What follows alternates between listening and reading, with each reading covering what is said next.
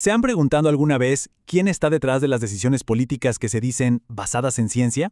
Bueno, hoy vamos a hablar de ellos. Son los intermediarios del conocimiento, una especie de arquitectos ocultos que moldean las políticas que impactan nuestras vidas. Arranquemos con esta pregunta que seguro muchos se han hecho. ¿Por qué un descubrimiento científico increíble no se traduce, así como por arte de magia, en una política pública efectiva? La respuesta, créanme, tiene sus bemoles. Ok, metámonos de lleno en el tema. El corazón del asunto es lo que podríamos llamar la gran división. Y ojo, no es que haya mala intención de ningún lado, ¿eh? Es simplemente que estamos hablando de dos mundos que funcionan con lógicas totalmente distintas. Y aquí está el choque de trenes. Por un lado tenemos a los investigadores. ¿Qué quieren? La verdad absoluta, teorías completas. Su tiempo se mide en años y su idioma es súper técnico. Y del otro lado, los políticos. ¿Qué necesitan ellos? Evidencia que se pueda usar ahora mismo, y en un lenguaje que todo mundo entienda. Es como si uno estuviera escribiendo una enciclopedia y el otro necesitara un tuit. Esta diferencia de ritmos y prioridades crea un abismo. Y justo en ese abismo, en esa brecha, es donde entra en escena nuestro protagonista de hoy. Si los científicos y los políticos están en dos orillas de un río que no se hablan, el intermediario del conocimiento es, literalmente, el que construye el puente. Entonces, ¿qué es un intermediario del conocimiento? En palabras sencillas, piensen en ellos como traductores, pero en un nivel superior. No solo traducen el lenguaje técnico a algo que se entienda, sino que traducen culturas enteras, la cultura de la academia y la cultura de la política. Su chamba es hacer que la oferta de conocimiento de los científicos encaje con la demanda de información de los políticos. Son, en una palabra, indispensables. Bueno, ya que tenemos claro qué son, vamos a ver cómo funcionan. ¿Quiénes son exactamente estos intermediarios? Y, lo más importante, ¿qué los mueve a hacer lo que hacen? Pues, fíjense que el estudio que analizamos hoy identifica a 7 grupos principales que juegan este rol, y la lista, la verdad, es bastante variada. Y miren qué abanico tan amplio. Va desde lo más clásico, como las universidades y academias, hasta actores que quizá no esperábamos, como las organizaciones industriales que a veces son un poco más opacas. También están las ONGs, los famosos think tanks, consultores privados y, muy importante, las organizaciones indígenas, que como veremos, llevan años haciendo este trabajo sin que se les reconozca. Para entender cómo opera cada uno de estos grupos, hay una palabra clave: incentivos. ¿Qué es un incentivo? Sencillo, es la razón por la que alguien hace algo. Es el motor, lo que los empuja a invertir tiempo, dinero y esfuerzo en este trabajo de traducción tan complejo. Y aquí viene algo súper interesante. Los incentivos no son iguales para todos, son asimétricos. A ver si me explico. Un político busca al intermediario para que le traduzca la ciencia, ¿verdad? Pero el intermediario a lo mejor lo que busca es ganar influencia, poder. O por ejemplo, un investigador quiere que su trabajo se publique y se reconozca, pero el intermediario puede que esté más motivado por la lana, por la ganancia financiera.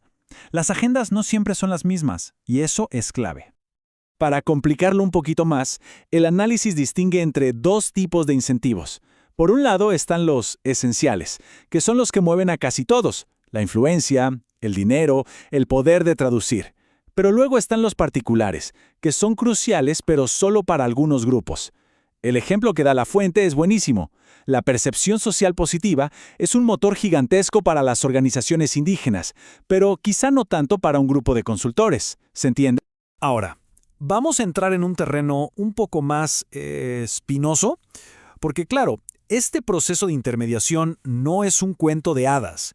Está lleno de riesgos, de sesgos y de dilemas éticos bastante serios.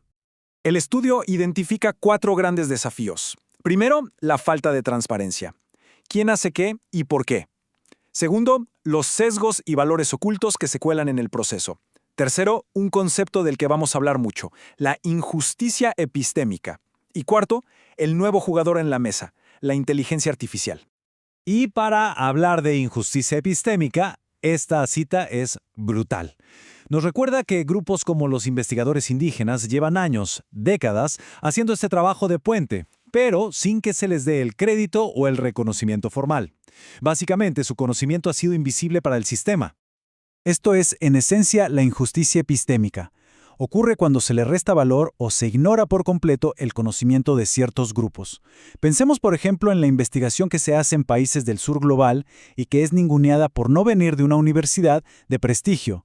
O más claro todavía, el conocimiento ancestral indígena que muchas veces se tacha de no científico. Es una forma de discriminación intelectual con consecuencias muy reales. Y con esto llegamos al último gran desafío, la inteligencia artificial, porque la IA ya es un intermediario del conocimiento. Puede buscar, resumir y traducir información a una velocidad y escala que nos deja, bueno, a los humanos, muy atrás. Y lo está haciendo ahora mismo, seamos conscientes de ello o no. Pero aquí viene la pregunta clave, ¿no? Un algoritmo puede devorar datos, perfecto, pero ¿puede de verdad entender el contexto, los valores, la ética, la justicia? El riesgo es enorme. Si no se regula bien, la IA podría convertirse en una máquina de amplificar los sesgos que ya tenemos y de darle todavía más poder a unos pocos. Y todo este panorama nos lleva directamente a la conclusión principal del estudio. Es urgente, pero de verdad urgente, ponerle reglas a este juego. El problema de fondo es este. Tenemos un proceso que es absolutamente esencial para que se hagan buenas políticas, pero que funciona casi como el lejano oeste, sin reglas claras. Y esa falta de regulación obviamente pone en duda la legitimidad y la credibilidad de todo el sistema. Entonces, ¿qué se puede hacer? La fuente propone 4 pasos básicos para empezar a construir un sistema mejor. Primero, exigir transparencia. ¿Por qué se recomienda esto y no aquello? Segundo, saber quiénes son los intermediarios y cómo se les eligió. Tercero, declarar los conflictos de interés. Y cuarto, dejar claro cómo se está sopesando la evidencia, qué tiene más peso y por qué. Básicamente, se trata de crear un código de ética para que todo sea más confiable. Al final, la idea central es esta, y es muy potente.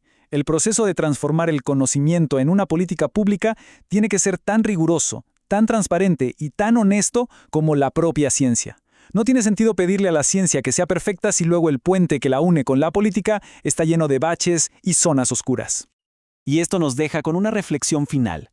La próxima vez que oigamos la frase «una política basada en evidencia científica», quizás valga la pena hacer una pausa y preguntarse, ok, ¿y quién fue el intermediario aquí? ¿Quién tradujo esa evidencia? Porque esos arquitectos ocultos, nos guste o no, están moldeando el mundo que nos rodea.